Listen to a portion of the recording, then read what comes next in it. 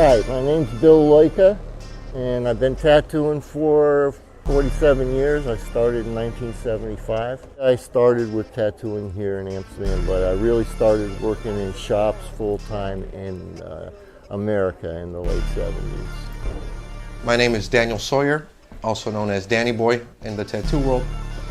I've been in this business professionally since 1999. I'm originally from South San Diego, California, and I'm the owner of this establishment, Rose Tattoo, in the heart of Amsterdam. For 20-something years, I've been working all over the world. I've been in and out of Amsterdam for the last 20 years, though. Welcome in Brabo's Hand, Antwerp. That's my home, my studio. It's where you can find me most of the time. Always lived in Antwerp, trying to move a little bit from time to time, working in Amsterdam now and then, or at least once a month. Trying to move a little bit to keep it interesting. But if not, I'm always glad to be in Antwerp. Traditional tattooing, even though, as you might see in the exhibition and in the book, there's going to be paintings and flash. When you talk about flash, it's more like a single character drawn in the sheet, you know. So you might, and it's more of it used to be more of a thing like to pick and choose. You would go into a shop and you pick the design, and if you would stick it, you would have it stick on your body, you know. So that's more of a flash. But then we also have paintings. But still, it's all people that when they come to tattooing, they all do traditional tattooing. So really simple outline, a bit of shadings and feeling. That's it. There's nothing around it. You know. Bold lines, kept as simple as possible, black shading, whip shading, colors solid, bold. That's because that's both what we like especially Samuel has been tattooing that style for ages, and I'm not tattooing myself, but I get tattooed by people that tattoo this style mostly. Stylistically speaking,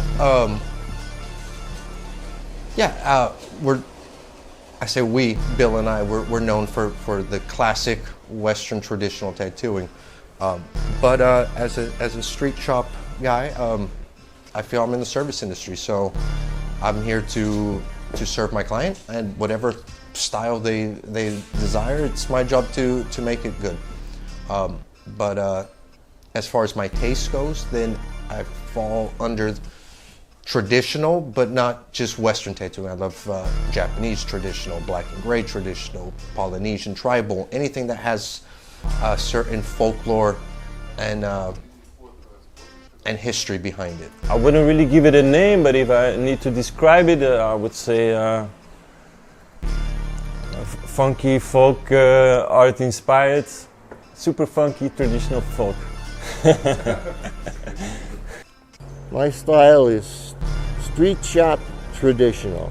That means a shop where people can walk in, splash on the wall to pick from. You know, that's pretty much all there was when I started out. All of us have done some cannabis designs, some more obvious than others. I mean, it can really be a leaf, but could also be just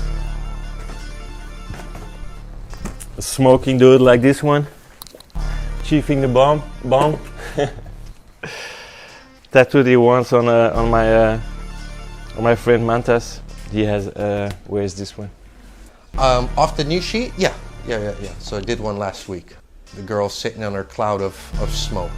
I always feel tattooing, I tell people you should get the things you like, you know, and sometimes people want to overanalyze that, and you shouldn't. I think it's okay to be spontaneous. I think it's okay that your brain, your subconscious tells you, I like that, just the way you would with a pair of shoes or, you know, clothing or food. So if a design catches your eye, get it.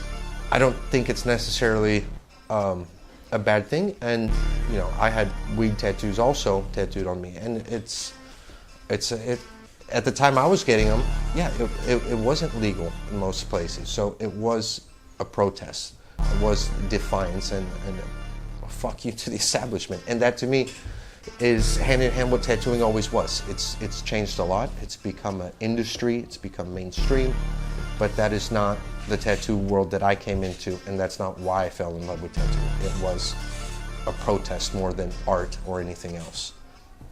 Well, I think pretty much the 70s, yeah, is when they started doing it. Maybe there was sheet with the zigzag man out maybe in the 60s. But yeah, it was in the 70s that people would start getting that. That was the tattoo for Cannabis, was the zigzag man. Well, that's one of the only images people had. It was the kind of rolling papers that were very common. They were sold everywhere and everybody knew them, and they had this cool little emblem of a guy smoking, so people would get it tattooed.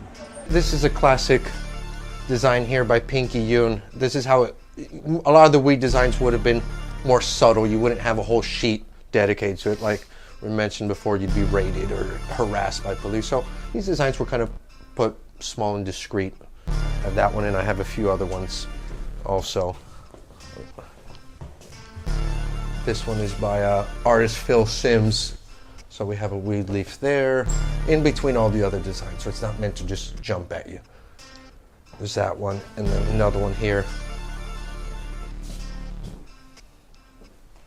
This one's from the 70s as well. You don't know the reason you're getting it, but there's always a reason behind it. Maybe because you like me, you know, like, okay, it was not like, I didn't think about, oh, I like the group, I like the 70s. I was just like, okay, I want this bear because I like it. But then the backstory is because, yeah, okay, I've listened to that kind of music for ages, and that's why it made me choose that character, you know? So there's always like a sort of like, it reflects the person you are, I guess, sometimes. Me and Samu have noticed more for 420 Flash Day, you know, working days during this 20th of April. And so I guess people are more confident about it, getting like a marijuana tattoo.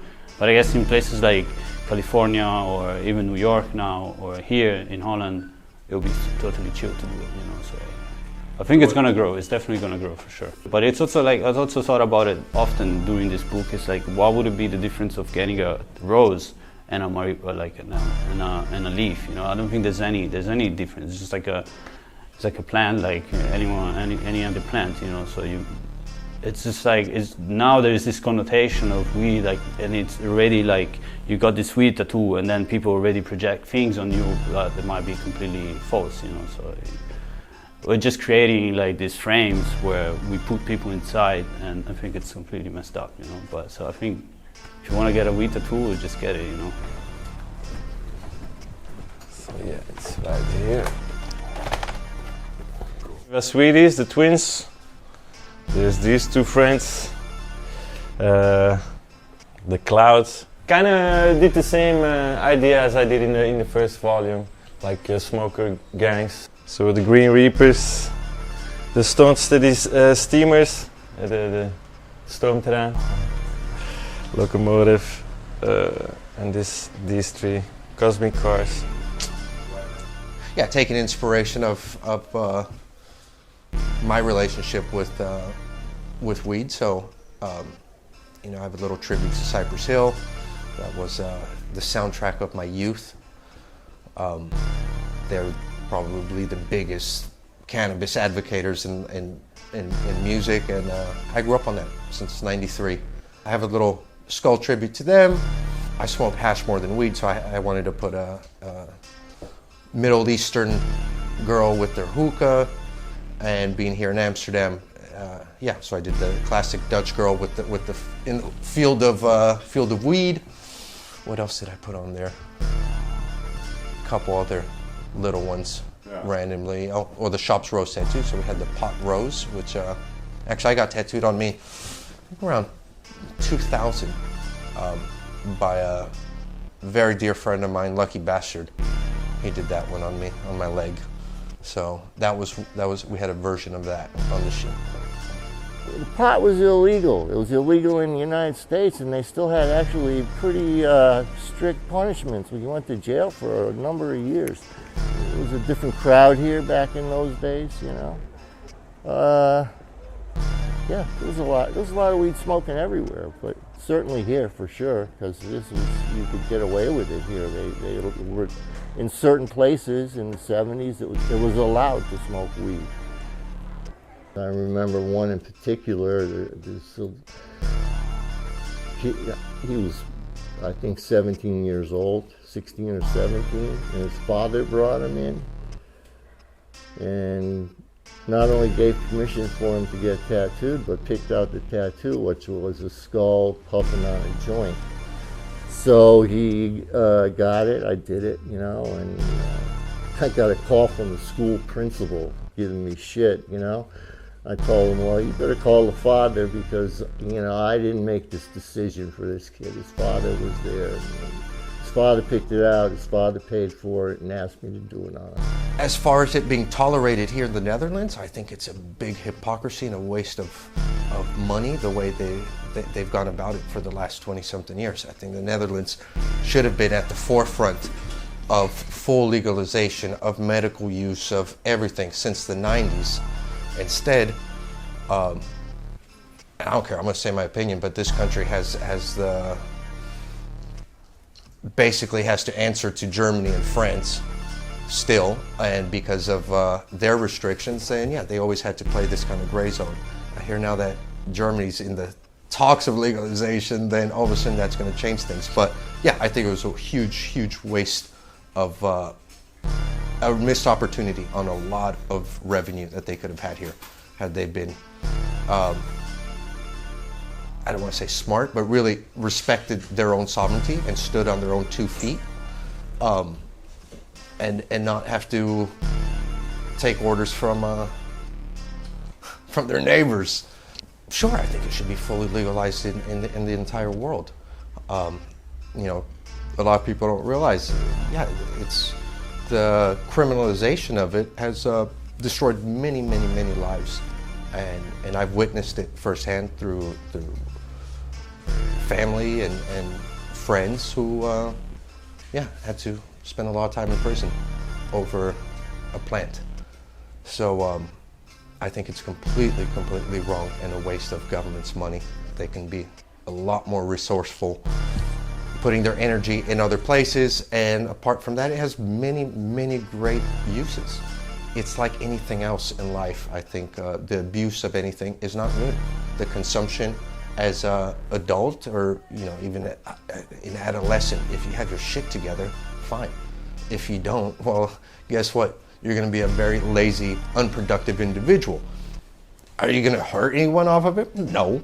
So that's, again, a personal decision. But yeah, whether it's alcohol, tobacco, or any other drugs, there's a lot worse things you can be doing than smoking a joint on your couch on any given weekday, you know. So it's up to the individual, I think. But yeah, I think all governments should fully legalize it and free all people incarcerated. Now in Holland, technically it's not legal here, but the cops just don't show any interest. They don't look at it, you know, so they just let it happen. That's how it was back then too. Milkwick, Cosmos, those were Paradiso, those were the main places. And then it would be pretty much anywhere, you know, where the owners allowed it, you know, like some bars, you know, that were a certain crowd that hung out there, you know, they'd let people smoke, you know. That's how it was throughout Holland, actually. It was up to the owner of the business, which was usually bars or clubs, you know, if they could smoke there. I'm so outside this whole smoking thing, and that's also the reason I was really happy when I was young, because I had nothing to worry about, you know. There was no, like, police would come to the skate park to make like a little raid, and it would be like, and everyone would be like freaking out. I would just be like, man, you can see my underwear, you can see everything, I don't care, I'm here just for skating. You know, I don't care what you're looking for, I have no knife, I have no weapons, I have no weed, I have no drugs, I have nothing. So all my life I was really chill, every time I was super chill about it. I'm definitely keen to see, like, not to see people getting arrested for this, because it's completely nonsense. So I would say I'm probably pro legalization for sure, you know. you get sentenced for smoking weed, and then you don't get sentenced for drinking alcohol, which is way more harmful for you and others. You know, so this is completely insane to me, and so I'm definitely pro legalization. Yeah, yeah. Legalization of all drugs is necessary, from heroin to cannabis. So some people might find that funny, but I think it's the only way if you want to get all of this bullshit out of the system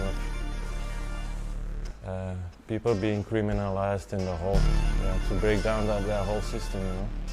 And the whole negative part actually about drugs, I mean, we'll always have the addiction, but we don't really need overdoses, or the whole criminal aspect is not really necessary, I believe.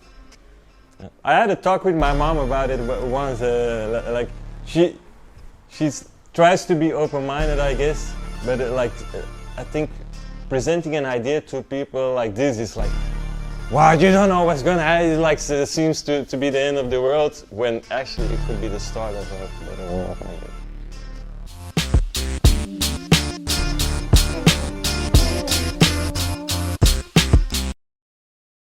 The ststone book is a result of a long friendship between me and Samuele, also known as Samboy. He's actually the one that came up with the idea, and it came up to me one day. It was like, man, we should do this. Like, no one has ever done it. We should do it. I had no idea how much work is going to be involved, but yeah, no, we made the first volume last year, and it was quite good success. We really enjoyed the whole process, and then this year we decided to make a second volume with slightly different contributors. Running after 100 people or more, it was quite something, but I mean, it's like everything. It's part of a game, you know. If you do something and you commit to something, you do whatever you need to do, you know, no matter what, you know. So no, it's all good. To be honest, I think most of the outcome of this project, it's due to our passions. So me skateboarding for almost 20 years, Samuele tattooing, and going to punk concerts. So always having like graphics around us, always having drawings and illustrations and books, fanzines. So that kind of like surrounded us for the last 20 to 10 years, and that's the results of all of this. It's like this book, I guess. We wanted to make something clean, but also, as in the first volume, we had some illustrations by an amazing friend of mine that unfortunately passed away last year. It's this guy that used to paint graffitis, used to write Faxer, and we wanted to involve him for different reasons. And then, yeah, so it's like, again, it's like a mix of graffiti, skateboarding, and a lot of things that came all together and made this book possible, for sure. I'm really thankful. Like, I was hoping for something like this, and I thought, okay, so in the first place, I thought I would have been something easy to do, but also I've never thought someone would be so crazy to trust me, you know? I think Samuele didn't realize how strong his idea was, because he came up with this idea, said, man, I think it's gonna be good, and I also thought, yeah, because no one did it, and it's really like a straightforward thing. Like, you got weed and you got tattoo. There's nothing else in between. You please people that like weed and people that like tattoos, and most of the time, people that like weed, they also like tattoo, and vice versa. So you gather a lot of people together that like simultaneously both topics at the same time, you know, and that's what makes this thing really strong, I think. So we wrote to this guy. We had no idea that this guy was apparently straight edge. Like, as a straight edge, I'm sure he's straight edge, because yeah, pretty much. A straight edge, I mean, no drugs, no alcohol. And so we wrote to this guy, and then a few months later we get this sheet, and then we get this work, and I'm like, okay, is this guy making fun of us? Is this being serious? Like, do you smoke? And he was like, no, man, I haven't smoked. I'm really against it, and I was really doubting in the first place to participate, but I thought I might have like a different point of view, and I was like, yeah, sure. I mean, especially me not smoking, I was like, yeah, man, I'm stoked you made it, because it makes like a completely different like perspective of the whole topic. No, man, for sure, it's like well accepted, and we're stoked to have this work either in exhibition, but I also had to tell him, like, yeah, man, I don't know if the museum is gonna like this or not, so we have to organize with them first. But I'm totally down to show this, you know, and totally down to have it in the book for sure. Because yeah, it's also break the rhythm, you know, of people going through the book and be like, oh yeah, everyone's happy, and then you have this other shit, and it's like, oh okay, what's going on here? Someone doesn't like this, you know. It's like,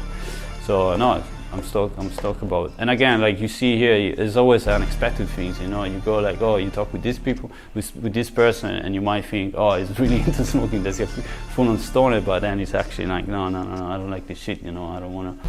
But still, like, I'm super thankful you still wanted to participate, because you could have just said, no man, I'm sorry, I don't smoke, bye, you know. And that's also the reason why I decided to make this, because me as a non-smoker, and that's the funny part, like that's why I was doubting in the first place to do this. But then I asked myself, okay, but I'm not gonna smoke, like I don't have to smoke weed to make this book, so I can still make it. It's all about editing, it's all about the process, and it's all about creating a network, you know.